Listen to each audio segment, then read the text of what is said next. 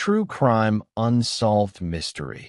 The cold crime that still haunts America, the Keddie Cabin Murders. On the night of April 11th, 1981, in a quiet mountain town in Northern California, something happened that would leave investigators baffled for decades. No alarms. No screams reported. No immediate suspects. By morning, a family would be found brutally attacked inside a small vacation cabin, while nearby residents slept, unaware that one of America's most disturbing unsolved crimes had just occurred. More than 40 years later, the case remains officially unresolved. This is not just a murder mystery. This is a case marked by overlooked evidence, conflicting statements, and unanswered questions. Tonight, we explore one of the most chilling cold cases in U.S. history. This is a true crime unsolved mystery. This is the cold crime. Keddie is a small, unincorporated community tucked into the Sierra Nevada mountains.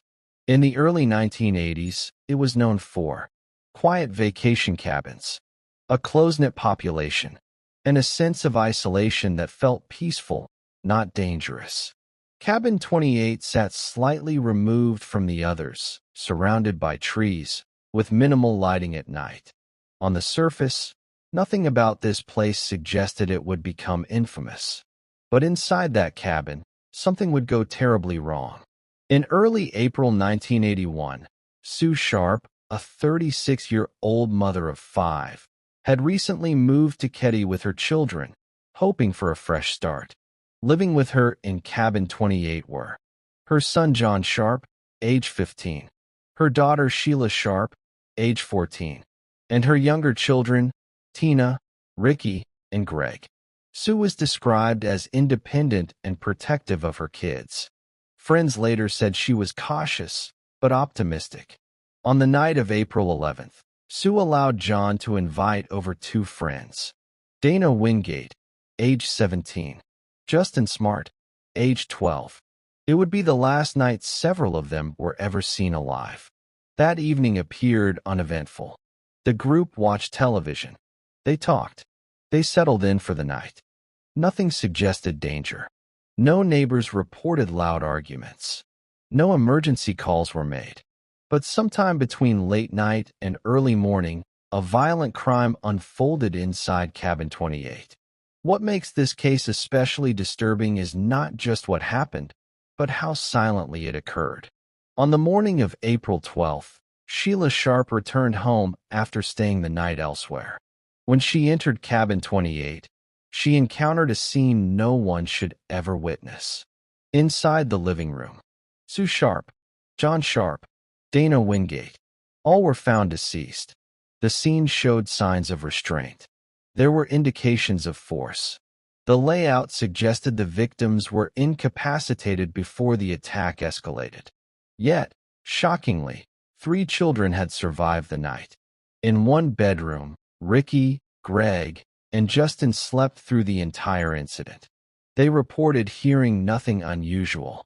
This raised immediate questions. How did such a violent event go unnoticed? Were the children protected by distance, or something else? At the time, investigators believed Tina Sharp, Sue's youngest daughter, was missing. Her absence would deepen the mystery. From the start, the investigation faced challenges. Evidence handling was inconsistent. The crime scene was compromised. Key items were not properly logged. Witness interviews produced conflicting accounts. Some statements changed over time. Despite multiple persons of interest, no arrests were made. As days turned into weeks, the trail grew cold. In 1984, 3 years after the crime, a discovery shocked investigators. Human remains were found over 30 miles away. Dental records later confirmed they belonged to Tina Sharp. The location suggested she had been taken from the cabin and transported elsewhere. This discovery confirmed the crime involved more than one stage, and possibly more than one person. Over the years, investigators examined several individuals connected to the area. Some had histories of conflict. Others provided statements that raised questions. However, physical evidence was limited, witness reliability was complicated, and key opportunities were missed early on. No suspect was ever formally charged. The case slowly slipped into the category investigators dread most, unsolved. But the most troubling questions were left unanswered. Long after the headlines faded, new evidence surfaced, statements changed, and details once overlooked began to tell a different story. Cold cases often disappear quietly, but this one didn't. Over the years, independent investigators, journalists, and family members continued to examine the case files. What they found suggested that certain leads were not fully pursued. Some evidence may have been overlooked, and key details were not widely disclosed at the time. As technology improved, so did the ability to re-examine old cases. Decades after the murders, previously collected evidence was reviewed using modern forensic techniques. Among the items examined, material bindings found at the scene, fabric fibers, and objects believed to have been used during the crime. This review raised new questions about how many individuals may have been involved and whether the crime unfolded differently than originally believed. While no conclusive public results led to charges, investigators acknowledged that earlier limitations in forensic science may have affected the original conclusions.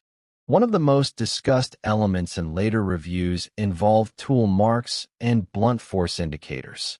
Investigators noted certain injuries were consistent with household tools. Some items found near the cabin were not definitively linked or ruled out. The absence of clarity fueled new theories, not claims, but possibilities. In cold cases, uncertainty becomes fertile ground for unanswered questions. As years passed, interviews given long after the crime revealed inconsistencies. Some individuals altered timelines, reframed events, or introduced details that were not previously mentioned. It's important to state clearly, changing statements do not equal guilt, but in unsolved cases, they matter. Investigators often look at what changes, when it changes, and why. Memory fades, but patterns remain. One of the most sensitive aspects of this case involves the surviving children. Years later, recollections emerged suggesting sounds may have been heard but not recognized as danger. Fear may have delayed responses. Confusion shaped early understanding. These accounts highlight an important truth. Survivor testimony evolves as understanding matures. This is not contradiction, it is human processing.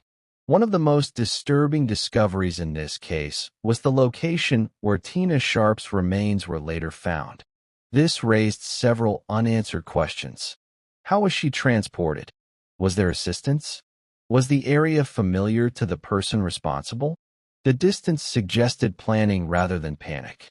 This detail alone led many to believe the crime may not have been spontaneous. Over the decades, several theories have circulated. It's critical to frame these properly. They are theories, not conclusions. Some suggest more than one individual may have been present. The crime may have involved prior familiarity with the cabin. Certain relationships in the area may have played a role. None of these theories have resulted in formal charges, but their persistence reflects unresolved tension within the evidence. To understand why this case remains unsolved, context matters. In 1981, DNA profiling did not exist. Crime scene protocols were different. Information sharing was slower and less centralized. Mistakes that seem obvious today were not always recognized then. Cold cases are often shaped as much by timing as by truth. Despite renewed attention, reviews, and advocacy, no definitive suspect has been charged. No courtroom has weighed the evidence.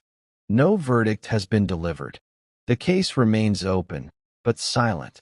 Unsolved does not mean forgotten. It means unresolved. Behind every cold case are people who live with unanswered questions.